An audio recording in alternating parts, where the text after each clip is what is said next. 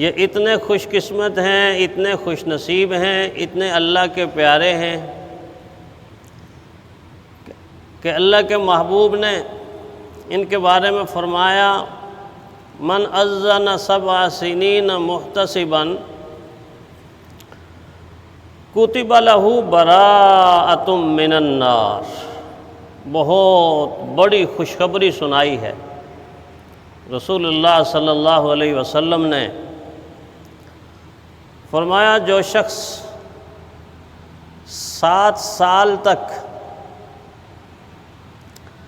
اجر و ثواب کی نیت کے حصول سے آذان دیتا رہا، اللہ کے بندوں کو نماز کی طرف، کامیابی کی طرف، فلاح کی طرف اور جنت کی طرف بلاتا رہا، کتب لہ براءۃ من النار۔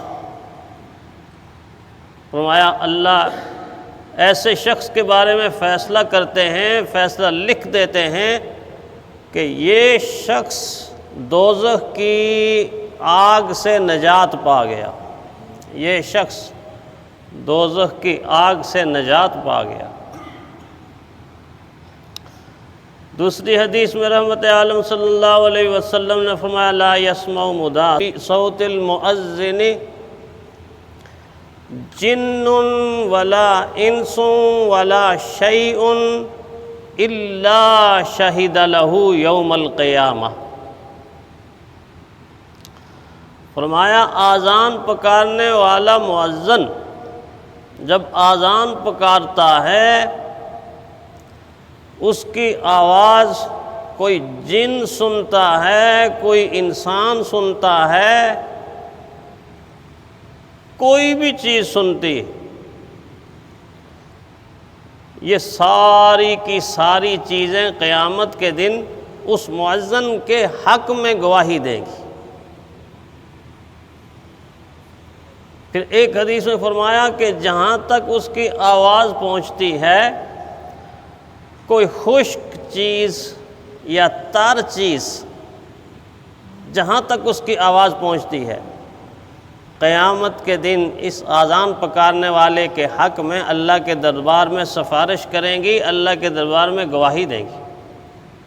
اندازہ کیجئے کہ جس انسان کے بارے میں جنات بھی گواہی دے دیں، اللہ کے فرشتے بھی گواہی دے دیں، درخت بھی گواہی دے دیں، پتھر بھی گواہی دے دیں، دیواریں بھی گواہی دے دیں، ذرے بھی گواہی دے دیں، پتے بھی گواہی دے دیں، چاروں طرف کا ماحول جس انسان کے بارے میں قیامت کے دن یہ کہے گا اے اللہ یہ تیری توحید کا نغمہ بلند کر رہا تھا، اے اللہ یہ تیری وحدانیت کا نغمہ بلند کر رہا تھا، یہ تیرے بندوں کو تیری طرف بلا رہا تھا، اس کی بخشش میں کیا شک رہ جاتا ہے۔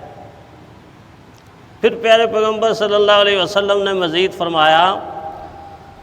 فرمایا قیامت کے دن 3 قسم کے لوگ جنت میں کستوری کے بلند ٹیلوں کے اوپر ہوں گے، بہت بلند جنت کے پہاڑوں کے اوپر ہوں گے۔ فرمایا وہ 3 قسم کے لوگ کون سے ہیں؟ فرمایا ایک وہ غلام جو اپنے کام سے اپنے مالک کو بھی راضی کرتا ہے اور اپنی عبادت سے اپنے خالق کو بھی راضی کرتا ہے، اپنے کام سے اپنے مالک کو راضی کرتا ہے، اپنی عبادت سے اپنے مالک کو راضی کرتا ہے، قیامت کے دن جنت کے اونچے ٹیلوں کے بلندیوں پر ہوگا۔ پھر فرمایا وہ شخص جو امامت کرتا ہے اور اس کے مقتدی بھی اس سے راضی ہیں، قیامت کے دن جنت کے اونچے مقام پر ہوگا۔ اور تیسرا فرمایا کہ وہ شخص جو اللہ کی طرف آذان کی صورت میں اللہ کی توحید کو بلند کرتے ہوئے لوگوں کو نیکی کی طرف بلاتا ہے، قیامت کے دن کستوری کے ٹیلوں پر ہوگا۔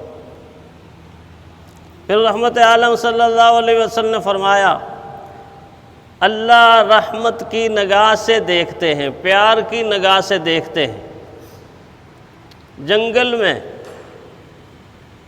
بکریاں چرانے والے اس چرواہے کو جو جنگل میں بکریاں چرا رہا ہے، اور جب آذان کا وقت ہوتا ہے تو وہ جنگل میں آذان پکارتا ہے، پھر پتھر پہ اور لان میں کھڑے ہو کر نماز پڑھتا ہے، اللہ فرشتوں سے فرماتے ہیں، اللہ تعالیٰ فرشتوں سے فرماتے ہیں، حضور فرمایا اللہ فرشتوں سے فرماتے ہیں، دیکھا میرا بندہ، دیکھا میرا بندہ، اس کے دل کے اندر میرا خوف اور میری محبت ہے، اس نے اذان پکاری، اس نے نماز پڑھی، تم گواہ بن جاؤ، میں نے اس کی مغفرت کا فیصلہ فرما دیا اور میں نے اس کو جنت میں داخل کر دیا۔ کیا فضیلت ہے! اللہ کے نبی نے فرمایا دو چیزوں کی فضیلت کا اگر لوگوں کو پورا علم ہو جائے، دو چیزوں کی فضیلت کا اگر لوگوں کو پورا علم ہو جائے تو لوگ آپس میں ان کی فضیلت حاصل کرنے کے لیے بحث و مباحثہ کریں، لڑنے کی نوبت آ جائے، میں کروں گا، دوسرا کہے گا میں کروں گا، ایک کہے گا میں یہ عمل بجا لاؤں گا، دوسرا کہے گا میں یہ عمل بجا لاؤں گا۔ وہ دو چیزیں کون سی؟ فرمایا ایک مسجد میں پہلی صف میں آ کر نماز پڑھنے کا اجر، اور دوسرا اذان پکارنے کا اجر اگر کسی کو پتہ چل جائے تو لوگوں میں قرہ اندازی ہو اس عمل کے بجا لانے کے لیے۔ لیکن پہلی صف کا مطلب یہ ہے کہ جو شخص پہلے آ کر پہلی صف میں بیٹھ جائے، یہ نہیں کہ آیا تو آخر میں ہے اور پھر لوگوں کی گردنیں پھلانگتا تکلیف دیتا آگے جگہ ملی تو بیٹھ گیا، نہ ملی تو کسی کو تکلیف یہ نہیں، پہلے آئے پہلے پائے، پھر اس پہلی صف کا اجر۔ حضور نے فرمایا اب ایک سوال پیدا ہوتا ہے کہ خواتین تو اذان نہیں دیتی، یہ جتنی فضیلت میں نے بتائی ہے اور بھی بڑی فضیلت ہے، تو کیا اس فضیلت سے خواتین محروم ہوں گی؟ یا جو لوگ اذان نہیں پکارتے ان کو موقع نہیں ملتا وہ محروم ہو گئے؟ نہیں، رحمت کائنات صلی اللہ علیہ وسلم نے فرمایا جو آدمی اذان کو سنتا ہے اور سنتے ہوئے وہی کہتا ہے جو مؤذن کہتا ہے، مؤذن کے کہے ہوئے کلمات دہراتا ہے، اور جب اذان کمپلیٹ ہو جاتی ہے، مکمل ہو جاتی ہے، تو اذان کے بعد رحمت کائنات صلی اللہ علیہ وسلم کی ذات گرامی پر درود بھیجتا ہے اور اذان والی دعا مانگ لیتا ہے، یہ دو کام کرتا ہے۔ حضور صلی اللہ علیہ وسلم نے فرمایا قیامت کے دن اللہ اس کی بخشش کا فیصلہ فرما دیں گے اور میں خود اس کی سفارش کروں۔ اللہ اکبر! سننے والے کو کتنا بڑا انعام کہ اللہ کی طرف سے بخشش کا فیصلہ اور حضور صلی اللہ علیہ وسلم کی طرف سے شفاعت کی خوشخبری۔ فرمایا اللہ بخشش کا فیصلہ فرما دیں گے اور میری سفارش اس کو نصیب ہوگی۔ یہ گھروں میں خواتین یا جو لوگ اذان نہیں دیتے ان کے لیے کتنی بڑی فضیلت ہے۔ بلکہ ایک واقعہ ہارون الرشید کی اہلیہ کا آتا ہے، بڑی نیک خاتون، بڑی متقی خاتون، لوگوں کی خدمت کرنے والی، سماجی کام کرنے والی اور مفلوق الحال لوگوں کے کام آنے والی، اتنی بڑی نہر تعمیر کی، نہر زبیدہ مشہور ہے، آپ سب جانتے ہیں جو تاریخ پڑھتے ہیں، بغداد سے لے کے عرفات تک اتنی لمبی نہر کھدوائی حاجیوں کو پانی پلانے کے لیے۔ انتقال کے بعد کسی نے خواب میں دیکھا اور پوچھ لیا زبیدہ اللہ کا معاملہ آپ کے ساتھ کیا ہوا؟ اللہ کا معاملہ آپ کے ساتھ کیا ہوا؟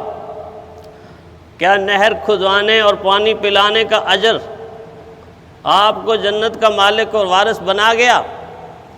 تو آگے سے جواب ملا وہ کام اپنی جگہ بڑا کام تھا، لیکن میری مغفرت تو کسی اور وجہ سے ہی ہو گئی، میری بخشش تو کسی اور وجہ سے ہی ہو گئی۔ پوچھا کیا وجہ ہوئی؟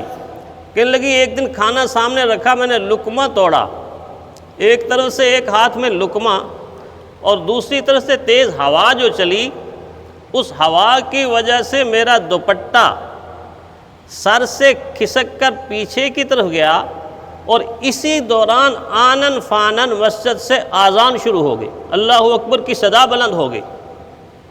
تو جب اللہ اکبر کی صدا بلند ہوئی مجھے حیا آئی، میں نے ایک ہاتھ سے دوپٹے کو قابو کیا کہ ہوا کے چلنے کی وجہ سے یہ سرک نہ جائے اور دوسرے ہاتھ میں لقمہ پوڑا ہوا، جب تک آذان مکمل نہیں ہوئی اس وقت تک میں نے دوپٹہ سر سے اترنے نہیں دیا۔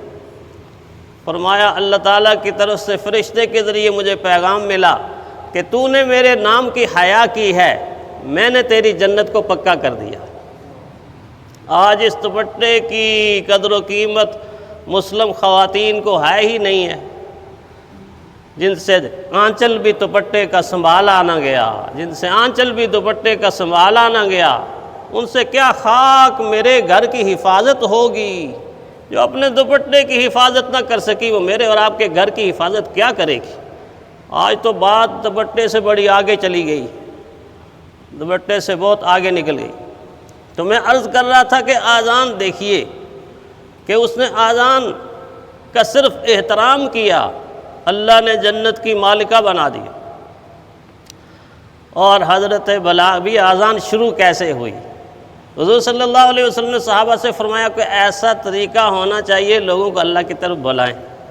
بس یہ مشورہ ہوا، رات گزری، رات کو سوئے، ایک صحابی عبداللہ بن زید رضی اللہ تعالیٰ عنہ کو خواب میں آیا، اور خواب میں ایک آدمی ایک آلہ لے کے گزر ہے، ناقوس جسے کہتے ہیں، جسے بجاتے ہیں۔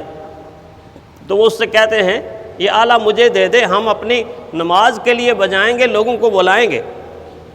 تو وہ آدمی آگے سے کہنے لگا، دراصل وہ فرشتہ تھا، کہ میں آپ کو اس سے بہتر طریقہ نہ بتاؤں، میں بہتر طریقہ بتا دیتا ہوں۔ اور اس آدمی نے یہ آذان کے پورے کلمات عبداللہ بن زید کو خواب کے اندر دہرائے، اور جب وہ جاگے خواب سے تو سارے کلمات یاد تھے۔ صبح جا کر حضور صلی اللہ علیہ وسلم کی خدمت میں پیش ہوئے اور عرض کیا، اللہ کے نبی رات کو میں نے یہ خواب دیکھا ہے، میں نے یہ خواب دیکھا ہے۔ حضور صلی اللہ علیہ وسلم نے فرمایا یہ خواب نہیں ہے، یہ اللہ کی طرف سے وہ طریقہ ہے جو تجھے سمجھایا گیا ہے۔ اب اسی طریقے کو ہم اسلام میں آذان کا نام دے کر دین کی طرف، آذان کی طرف، نماز کی طرف بلائیں گے۔ اور فرمایا آپ کھڑے ہو جاؤ، اور کھڑے ہو کر یہ سارے کلمات حضرت بلال کو سکھاؤ۔ حضور کے 3 مؤذن تھے، حضرت بلال، عبداللہ ابن مکتوم اور ابو محذورہ رضی اللہ تعالیٰ، 3 مؤذن تھے حضور صلی اللہ علیہ وسلم۔ سب سے مشہور حضرت بلال ہے۔ حضرت بلال کے پاس کھڑے ہو کر آذان سکھا رہے ہیں، وہ آذان بلند کر رہے ہیں کہ اتنی دیر میں حضرت عمر گھر سے چادر لپیٹے ہوئے، ایسے چادر لپیٹے ہوئے جس طرح ہم گھروں میں چادریں نہیں رکھتے سردی کے موسم، چادر لپیٹے ہوئے بھاگتے بھاگتے آئے، اور آ کر رسول اللہ صلی اللہ علیہ وسلم سے عرض کیا، اللہ کے نبی یہی کلمات رات کو مجھے بھی خواب میں سکھائے گی۔